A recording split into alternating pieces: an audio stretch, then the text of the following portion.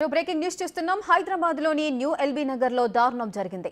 ప్రేమ పేరుతో ప్రియుడు మోసం చేశాడని అఖిల అనే అమ్మాయి ఆత్మహత్య చేసుకుంది. 8 ఏళ్లుగా ప్రేమిస్తున్నానని చెప్పి పెళ్లికి ఒప్పుకోకపోవడంతో మనస్తాపంతో ఉరేసుకుంది. 6 పేజీల లేఖ రాసి సూసైడ్ కి పాల్పడింది.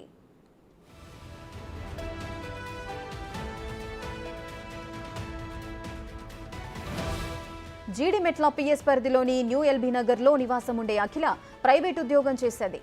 షాపూర్ నగర్ కు చెందిన అఖిల్ సాయి గౌడ్ కొన్నేళ్లుగా ప్రేమ పేరుతో వేధించేవాడు.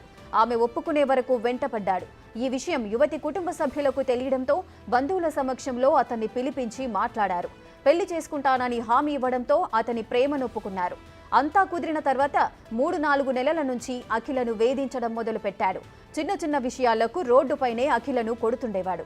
దీనికి తోడు అతను పెళ్లికి నిరాకరించడంతో 6 పేజీల లేఖ రాసి అఖిల ఉరివేసుకుని ఆత్మహత్యకు పాల్పడినట్లు తండ్రి పోలీస్ స్టేషన్లో ఫిర్యాదు చేశాడు.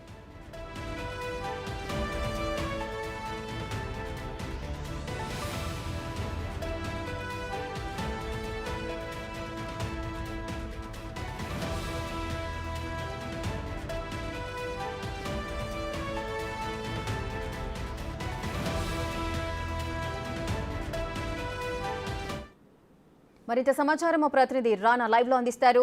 రానా, ప్రేమ పేరుతో ప్రియుడు మోసం చేశాడని అఖిల అనే అమ్మాయి అయితే ఆత్మహత్య చేసుకుంది.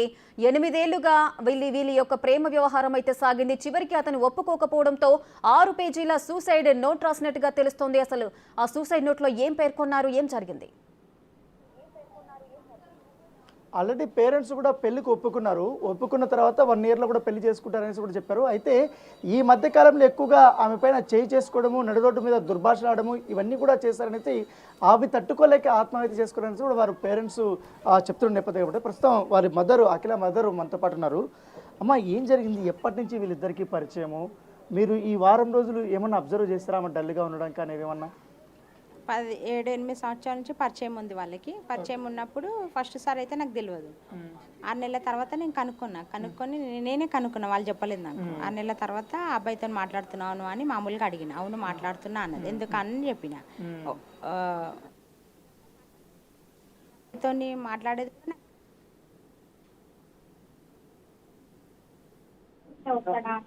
వస్తుందని చెప్పింది. వస్తుందని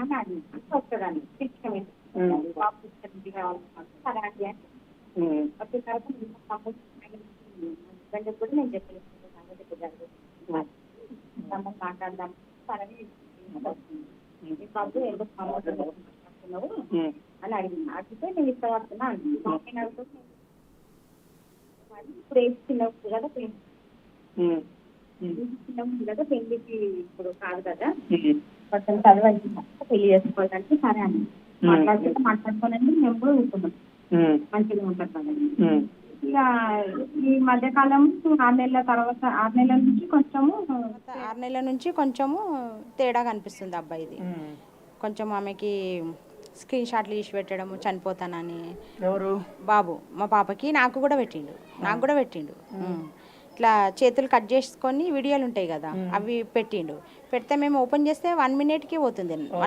అట్లా 1 మినిట్కే పోయేటట్టు పెట్టిండు. మళ్ళీ నేను వేరేలోకి చూపించకుండా అవి అట్లా ఎందుకు పెట్టాలి? పెడితే మొత్తం పెట్టాలి. మళ్ళీ ఒప్పుకున్న తర్వాత అప్పుడు ఒప్పుకున్నా. ఈ మధ్య కాలంలో ఏంటంటే అడిగితే ఏమనంటే 1 ఇయర్ తర్వాత చెల్లి, అప్పటి నుంచి ఫస్ట్ నుంచి వాళ్ళు చెల్లి పెళ్ళి అని చెప్తున్నారు. పెళ్ళి అయిన తర్వాత చేసుకుంటా అని.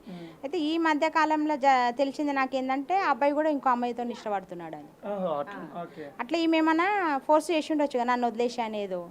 మళ్ళీ ఆమెను వద్దనుకున్నాడు, ఈమె కావాలనుకున్నాడు. ఎట్లెట్లా జరిగిందో కొన్ని విషయాలు అయితే తెలియదు. పాప ఏం చెప్పిందంటే ఇంకో అమ్మాయితో మాట్లాడుతుండా అని అన్నది. అయితే నేను వెళ్ళి అడిగిన, బాబు నీకు ఆ అమ్మాయి ఇష్టం ఉంటే ఆ అమ్మాయిని చేసుకో అంటే, లేదు ఆమె నా క్లాస్మేట్, కాకపోతే నేను మాట్లాడిన ఫోటోలు కూడా తీసి పంపించిండంట పాపకి.